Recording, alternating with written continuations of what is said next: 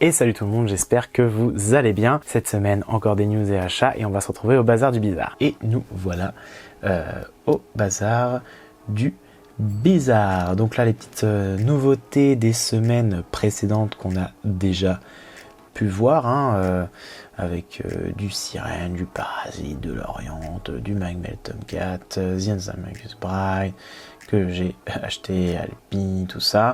Bon, ça c'est du vu. Et là, on a Eden. Et je vous avoue que déjà la semaine dernière, j'avais pas mal hésité. Et franchement, je pense que je vais finir par craquer parce que il m'avait quand même bien fait de l'œil, par son souci, c'est son dessin.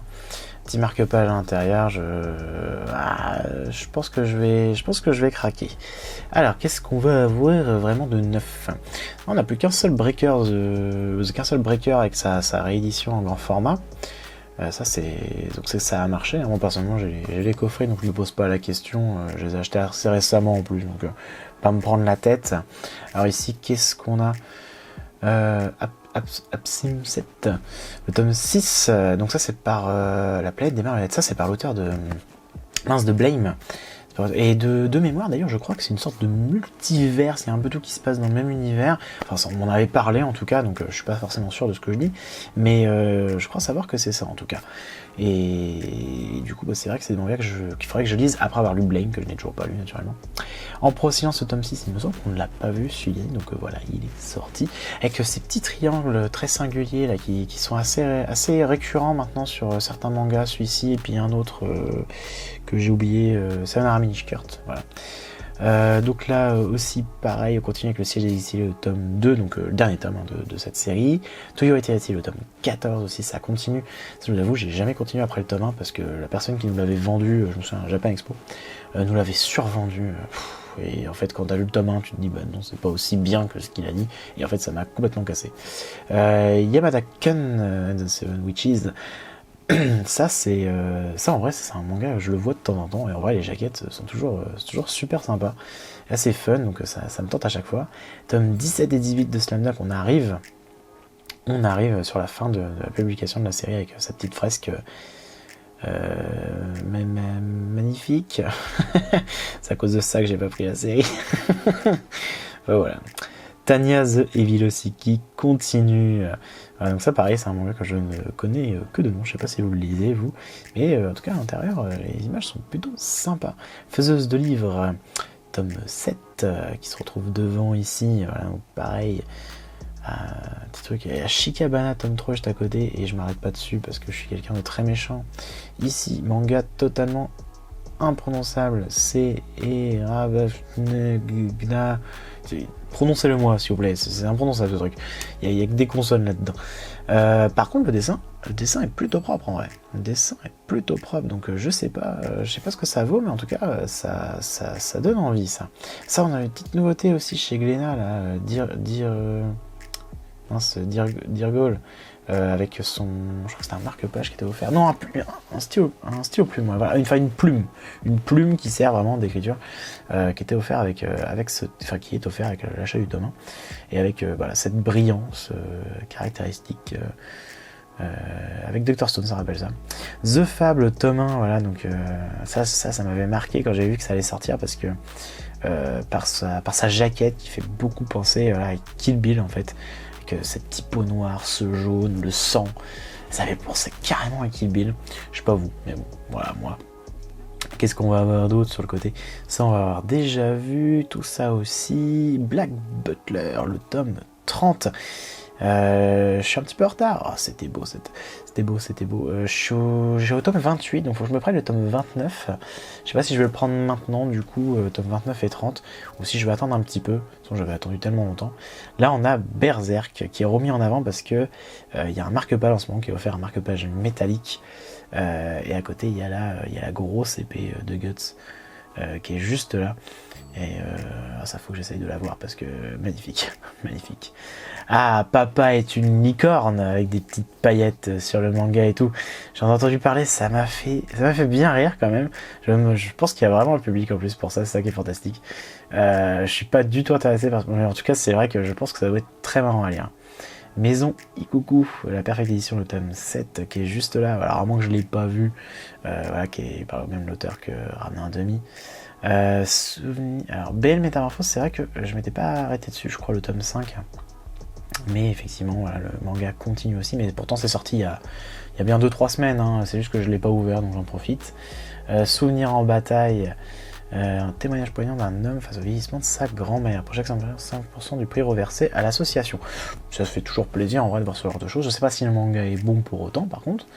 En tout cas, les traits du dessin sont plutôt sympathiques déjà, avec le personnage principal qui, je pense, du coup ne veut pas se montrer en fait sa tête, et du coup ne veut pas se dessiner. Mais pourquoi pas du coup. Qu'est-ce qu'on va avoir de ce côté-là? Au grand air, tome 16, ça ne me dit rien du tout. Pourtant tome 16, hein, et ce titre ne me dit rien. Ça, c'est peut-être pas récurrent.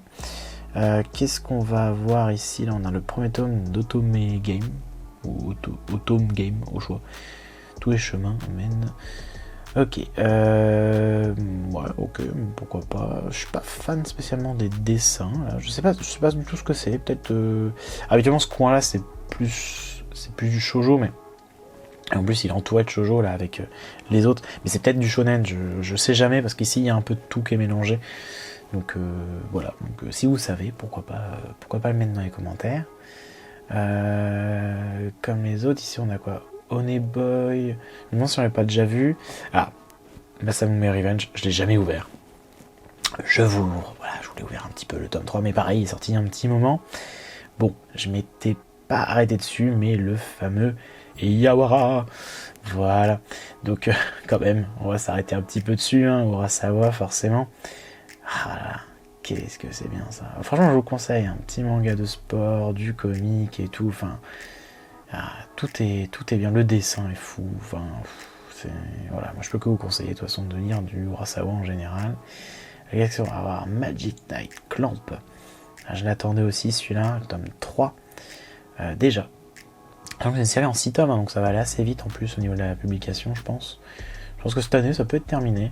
Et en vrai, il y a des planches qui sont magnifiques, qui n'ont pas vieilli, quoi. C'est un manga qui est assez vieux, et pourtant, waouh, il y a vraiment des choses superbes dedans. C'est foncé, franchement. Et qu'est-ce qu'on va avoir de ce côté-là? Bah là, il me semble qu'on a tout vu. Bon, alors après, les yaoi, tout ça, je sais pas trop ce qui sort, mais... Enfin, celui-ci, je vous en ai parlé de King of King. Mais pour les autres, par contre, je ne sais pas. Et puis du coup, bah, au moins, vous savez qui sont là. Donc, on va faire le petit tour de fin. Comme ça, s'il y a quelque chose que je n'ai pas montré, vous le verrez. Et puis voilà. Donc Shiguro que j'ai lu, je vous en parlerai, ça, le tome 3. Il y a toujours Sido qui est là, hein, donc c'est que ça marche bien s'il est resté ici. Il faut dire que c'est quand même un manga qui est très prenant, Sido d'ailleurs. Pareil, une réédition de chez Panini, d'ailleurs en ce moment ils sont à fond là-dedans. Hein. Qu'est-ce qu'il va y avoir ici? Donc toujours pareil, hein, on les a vus. Eternity, tout ça, Dojo, Drifting Dragons, Siren, Breaker...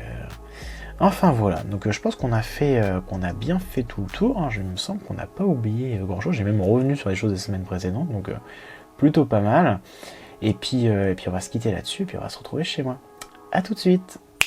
Et nous voilà de retour. Je sais pas si vous l'avez vu et si vous l'avez remarqué, mais il y a une nouveauté qui était pas mal attendue, qui s'appelle Banana Fish aux éditions Panini dans un format encore perfect comme Eden ou 20th Century Boy. Et ça a été victime de son succès. Il y en avait plus du tout. Du coup, je suis parti dans une autre boutique pas loin pour voir un petit peu parce que ça m'intéressait quand même, ça m'intriguait de voir l'intérieur. C'est pas un dessin qui m'attire forcément, donc je sais pas trop. Je me suis pas trop renseigné sur l'histoire parce qu'en fait ils avaient plus que des tomes 2, donc j'ai pas lu le synopsis au cas où il y avait un résumé du tome 1 dedans, je voulais pas me faire avoir non plus. Mais je vais m'enseigner un petit peu pour voir de quoi ça parle plus attentivement et bon, on verra sur déjà la semaine prochaine, si au bazar ils en ont reçu des nouveaux. Et en parlant de Panini et de ses éditions perfectes, finalement je vous en avais parlé la semaine dernière et j'ai craqué sur le fameux Eden, voilà, qui est là parce que les dessins vraiment m'avaient beaucoup plu et l'histoire pareil, ça me parlait, surtout avec les circonstances actuelles, ça peut que nous parler à tous ce manga. Et le dessin est vraiment très très sympa, hein, je le redis, mais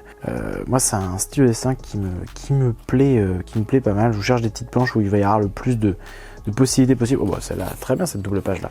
C'est vers le début du manga, donc pas de soucis je pense pour pour tout ce qui est spoil.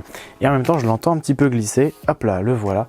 Il y a aussi un marque-page, les fameux marque-pages qu'il peut y avoir dans 20th Century Boy. Et dans le même temps aussi, ça m'y fait penser, dans Banana Fish, j'ai pu voir qu'il y avait des cartes postales. Rien à voir, mais vu que c'est le même éditeur, et que je vous en ai parlé juste avant, je vous tiens informé. Et non, pour une fois, j'ai pas craqué directement sur le tome 2 parce que c'est des éditions qui sont un petit peu plus chères. Je vais le lire cette semaine et s'il m'a convaincu, semaine prochaine, je me prends le tome 2 et je l'attaquerai dans le même temps. Donc ça, c'était ma nouveauté. Et je me suis pris quand même des petites suites de séries, sachant qu'il y avait d'autres choses en plus. Hein, je vous fais dans le va-vite, mais je me souviens de The Fable qui m'avait un petit peu tapé dans l'œil et avec sa jaquette qui fait penser mais à 100% à Kill Bill, je sais pas si vous l'avez vu, mais avec le sang, le fond rouge, la grosse typo noire, ça fait 100% penser à Kill Bill. Je pense que c'est totalement fait exprès. Donc ça m'a tapé dedans, j'ai feuilleté un peu et tout, mais c'est vrai que c'est pas le type de manga que je lis. J'ai regardé, si ça vous intéresse, c'est une série qui est en 22 tomes, si je dis pas, qui est déjà terminée au Japon, qui est éditée seulement maintenant en France. Voilà, petite information supplémentaire. Bon, naturellement, je continue aussi certaines séries, à savoir Magic Knight, hein, toujours du petit Clamp. De toute façon, là, ça va être principalement des séries peu objectives, hein, avec du coup Clamp Magic Knight, petite série en 6 tomes qui est rééditée chez Pika Édition. Donc ça, pareil, je vous en parlerai. Et j'ai bientôt vous en parler parce que, enfin, je vous ai déjà parlé du tome 1 normalement, mais j'ai lu le tome 2, donc il y a une vidéo qui va arriver dessus. Et pareil, le tome 3, je vous en parlerai aussi, c'est obligé. C'est vraiment très bon, hein, on s'en rend pas compte, mais plein de codes de jeux vidéo dedans, du RPG en mode isekai d'ailleurs, hein, pour ceux qui aiment les isekai, hein, Magic Knight c'en est un en quelque sorte, et encore pas vraiment, parce que moi je suis pas trop pour les principes on a un carrière dans un monde et puis ensuite on peut revenir dans le nôtre, c'est pas trop isekai pour moi, mais bon, SAO dit que oui, donc bon voilà. Si SAO dit que oui, bah Magic Knight c'en est un aussi. Et dans les autres séries, de toute façon, vous m'avez vu bugger parce que j'avais totalement oublié qu'il sortait cette semaine et je suis sûr que vous savez déjà de quoi je parle. Si vous me connaissez un petit peu, le Yawara, le tome 4 chez Kana, mais surtout c'est du Urasawa, voilà, hein. De toute façon maintenant vous connaissez mon objectivité légendaire sur cette auteur et ouais, j'ai envie de vous montrer encore toujours pareil.